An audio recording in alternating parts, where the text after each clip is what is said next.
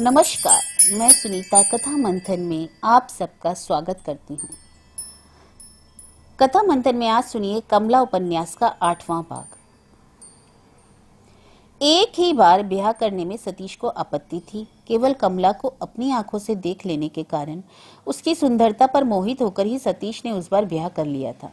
दुर्गा देवी उसे विवाह के बंधन में बांध सकी थी, किंतु बंधन कुछ ढीला होते ही सतीश का वह पुराना वैराग्य का रोग फिर उभर आया। दुर्गा देवी यह खूब अच्छी तरह जानती थी कि आत्मानंद स्वामी का उपदेश और कमला की याद सतीश के धर्म दीपक की बत्ती को बराबर उकसाती जाती है। अतएव वह दोबारा ब्याह का फंदा गले में डालने को किसी तरह राजी न होगा, किंतु तो भी उन्हें यह अटल विश्वास था कि लखनऊ के डेरे में बैठे रहने की बजाय अगर वह जगदीशपुर अपने घर जाएंगी तो अवश्य ही उसका कुछ न कुछ उपाय कर सकेंगी।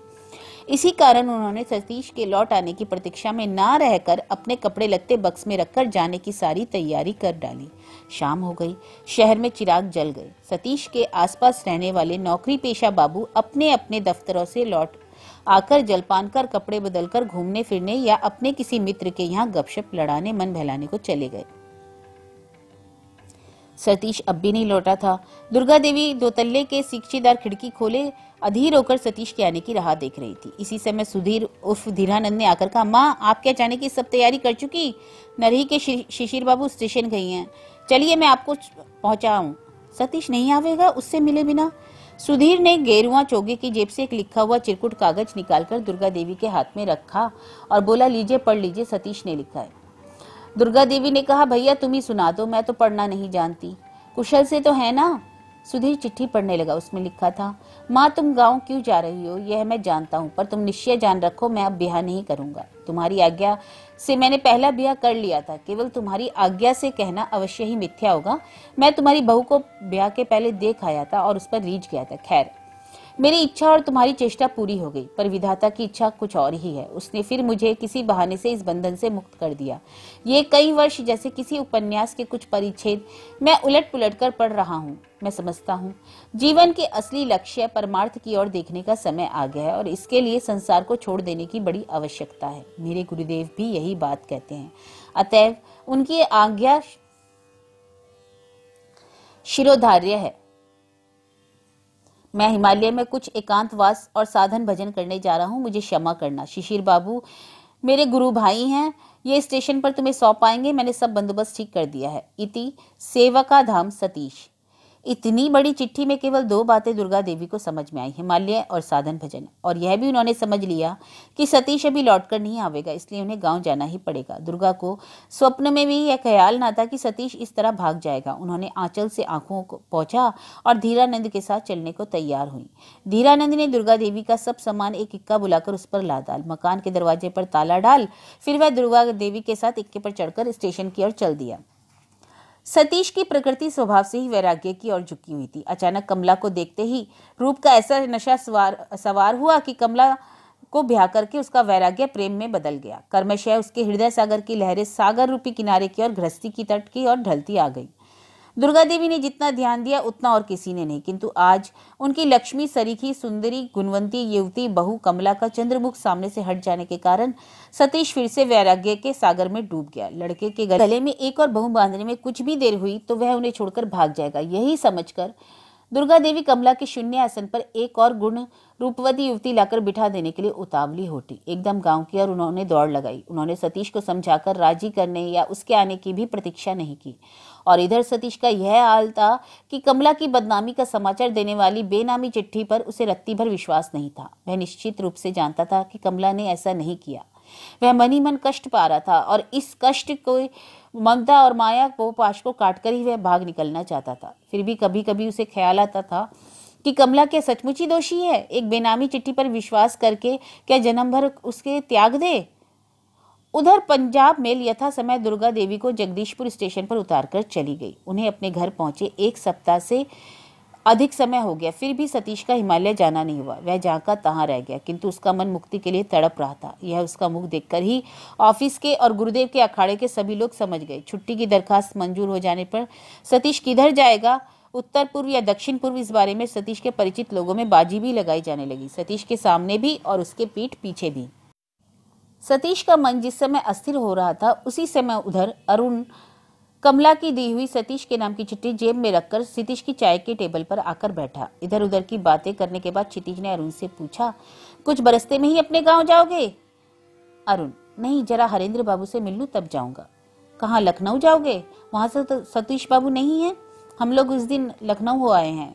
वह अपनी स्त्री की बीमारी का बहाना करके अपनी माँ को लेकर जगदीशपुर चले आए हैं। अरुण ने चाय का प्याला मुंह से हटाकर टेबल पर रखते हुए कहा, मैं लखनऊ नहीं, जगदीशपुर ही जा रहा हूँ। 7:49 पर गाड़ी जाती है। दीदी से जाकर कहे आऊं। कमला से भेंट करके अरुण लौट आया। हरेंद्र भी कमला के पास से उठकर क्षितिज के पास चला आया। क्षितिज के पास आकर अरुण ने हरेंद्र से कहा, दादा जाता हूँ। उसके बाद क्षितिज ने दम भर चुप रहकर हरेंद्र से कहा, अरुण की क्या सतीश बाबू से भेंट हो सकेगी? हरेंद्र, हो भी सकती है, किंतु मुझे न जाने क्यों ऐसा जान पड़ता है कि इस बार अरुण को भी निराश होना पड़ेगा। हरेंद्र ने कुछ उत्तर ना दिया। सवेरे 7:49 पर कलकत्ते से चलने वाली पैसेंजर गाड़ी 10 बजे के लगभग अरुण को जगदीशपुर स्टेशन पे उतार कर चली गई। अरुण अपना बैग और छाता प्लेटफार्म की लकड़ी के सहारे रखकर एक गाड़ी की तलाश में बाहर फाटक की ओर चला, जहां उसने देखा एक तमाशा खेलने वाली यात्रा मंडली के आदमी 4-5 बैलगाड़ी पर, जो कि वहां मौजूद थी, पहले से ही दखल जमाए बैठे हैं। उसे कोई गाड़ी नहीं मिली। इतने में एक कुली ने आकर कहा, कालीगांव जाओगे बाबू? जान पहचान का था। लाओ अपना बैग मुझे दे दो, गाड़ी और कोई खाली नहीं है। अरुण, मैं तो जगदीशपुर जाऊंगा। इतना कहकर बैग उस कुली के हाथ में देकर अरुण ने कहा, सतीश बाबू का घर तो तुम्हें मालूम है, वहीं चलो। जानता क्यों नहीं, लेकिन सतीश बाबू घर में नहीं है, सिर्फ उनकी माँ है। इतना कहकर वह कुली अपनी तेज चाल से आगे बढ़ने लगा। पहले तो अरुण ने सोचा अब जाना बेकार है, लेकिन फिर उधर ही चल दिया। सोचा सतीश की माँ से ही मिल लूं, उधर से ना होगा तो कालीग्राम ही चला जाऊंगा। पहुंचते पहुंचते एकदम दोपहर हो गई। अरुण जब सतीश के घर पहुंचा तो उसने किवाड़ खटखटाकर सतीश की माँ को पुकारा। बहुत देर उपेक्षा करने के बाद 2-3 बार पुकारने पर भी जब किसी ने उत्तर न दिया और ना कोई किवाड़ खोलने आया, तब अरुण ने कुली की ओर देखकर कहा, तू तो कहता है माँ घर पर है। कुली ने उत्तर दिया, घर में तो है, लेकिन बुखार में बेहोश पड़ी हैं। अरे गधे, तूने अभी तक बताया क्यों नहीं? कहकर अरुण ने धक्के से किवाड़ खोलकर भीतर प्रवेश किया। भीतर जाकर देखा, माँ को देखकर बोला, जरा डॉक्टर बाबू को तो अस्पताल जाकर बुला लो। कुली तुरंत चला गया। उसने के बाद अरुण उस अंधेरी कोठरी के भीतर गया जहां दुर्गा देवी लेटी थी। अरुण ने जाकर उन्हें पुकारा और पास जाकर पैर छुए। दुर्गा देवी ने चौंक कर कहा, कौन, सतीश? नहीं, सतीश नहीं, मैं अरुण हूँ। अरुण? कहकर दुर्गा देवी ने अपना दुर्बल हाथ अरुण की गोद में डालकर पूछा, घर में तो सब कुशल है बेटा? इतना कहकर ही दुर्गा देवी चुप हो गई। आंसू की एक बूंद आंखों के कोने में ढुलक पड़ी। अरुण चटपट कह उठा, तुम्हारी बहू अच्छी है, चिंता ना करो। गंगा स्नान करने गई थी, वहां भीड़ में खो गई थी। हमारे गांव के हरेंद्र दादा ने देखा, रास्ते में बैठी रो रही है, तब वह अपने मित्र क्षितिज के यहाँ उन्हें वहां से अपने डेरे पर ले गए। वहां वह बहुत बीमार हो गई। हरेंद्र दादा और क्षितिज दादा ने डॉक्टर बुलाकर उनका इलाज कराया, जिससे उनकी जान बच गई। किंतु अब वे कहाँ हैं? दीदी मेरे पास है। यह कहते कहते अरुण चादर से अपना मुंह पोंछने लगा। दुर्गा देवी ने एक सांस लेकर पूछा, और वह अफवाह? सब झूठ है। कहकर ही अरुण चट से उठ खड़ा हुआ और बोला, मैं जरा बाहर देखकर आता हूँ, शायद डॉक्टर बाबू आए हैं। दुर्गा देवी ने सामने बैठे रहना अपने आप को निरापद ना समझकर अरुण चटपट वहां से खिसक गया। उनके पास तभी आया जब डॉक्टर आ गए। अरुण डरता था कि दुर्गा देवी अगर कमला की बदनामी की अफवाह के बारे में अधिक पूछताछ करेंगी तो वह कुछ उत्तर ना दे सकेगा।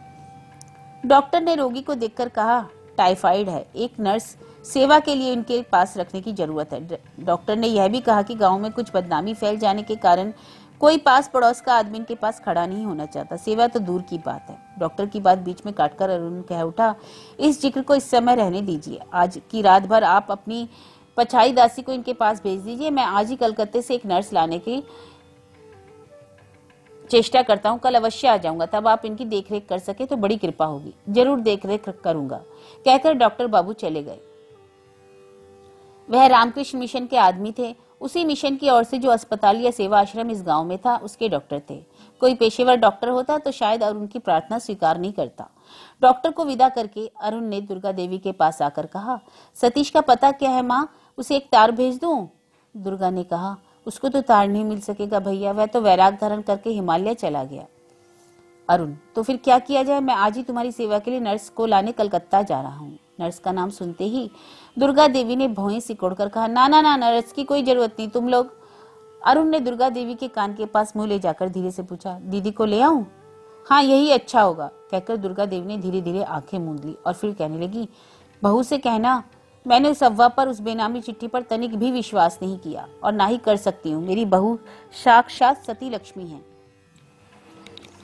अरुण की आंखों में आंसू भर आए। उसी समय डॉक्टर की भेजी हुई दासी रामकली आकर उपस्थित हुई। उसे देखकर अरुण ने कहा, अच्छा, आज रात भर के लिए मैं इस दासी को तुम्हारे पास रखे जाता हूँ माँ। कल दीदी को लेकर आऊंगा, मेरा बैग यहीं रखा रहेगा। दुर्गा देवी के पैर छूकर अरुण जाने ही वाला था कि इतने में दुर्गा देवी ने उस दासी से कहा, देखो उस कोठरी में कुछ बताशे और एक डाब रखा है, लाकर अरुण को दे दो। दासी ने बताशे और डाब लाकर अरुण के हाथ में दिया। अरुण 4 बताशे मुंह में डालकर और डाब का पानी पीकर मुंह पहुंचते पहुंचते स्टेशन की तरफ चल दिया। पब्लिक लाइब्रेरी के पास अरुण का परिचित मित्र यतीन एक बांस गाड़कर उस पर गैस की हंडी बांधने लगा हुआ था।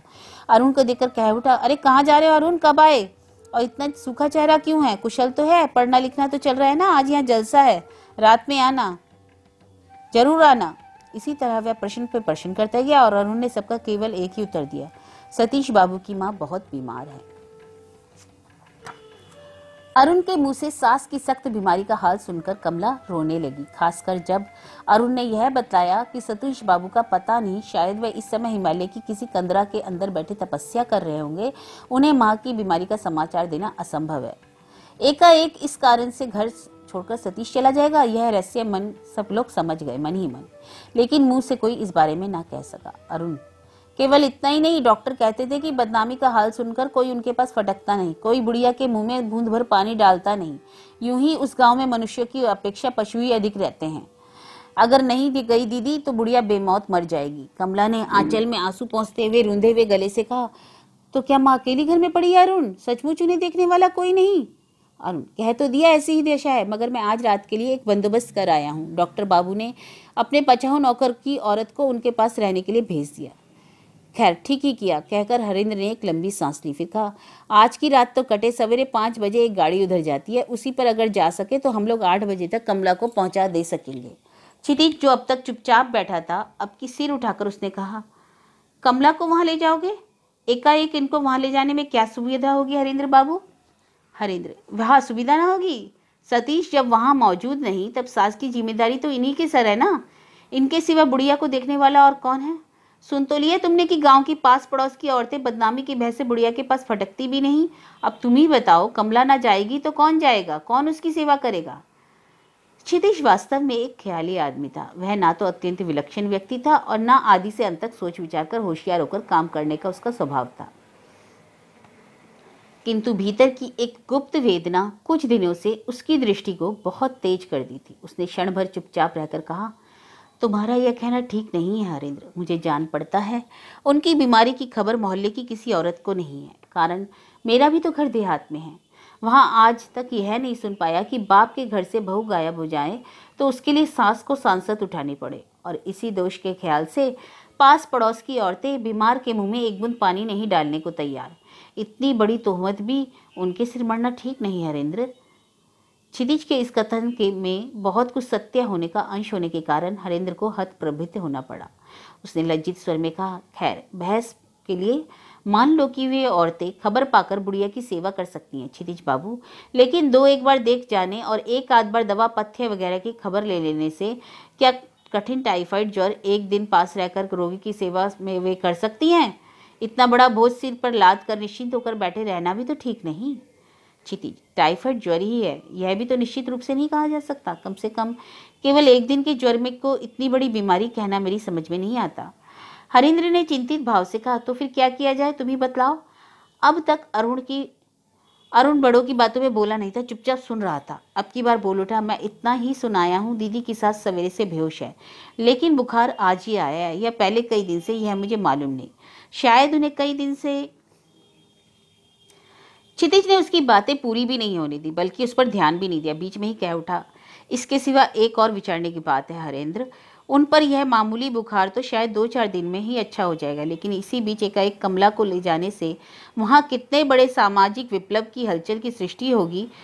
सतीश की माँ शायद बुखार की बेहोशी में बक दिया, पर कमला के कलंक पर विश्वास नहीं करती, किंतु यहीं पर रुक गई। अरुण की तरह क्षितिज की भी बात पूरी नहीं हुई थी कि कमला, यहाँ तक कि सचमुच सचमुच जो सुन रही थी, इस समय एकाएक उसकी आंखों में आंसुओं का प्रवाह सा बह चला। वह रुलाई किसी तरह नहीं रोक सकी और बोली, किंतु क्या?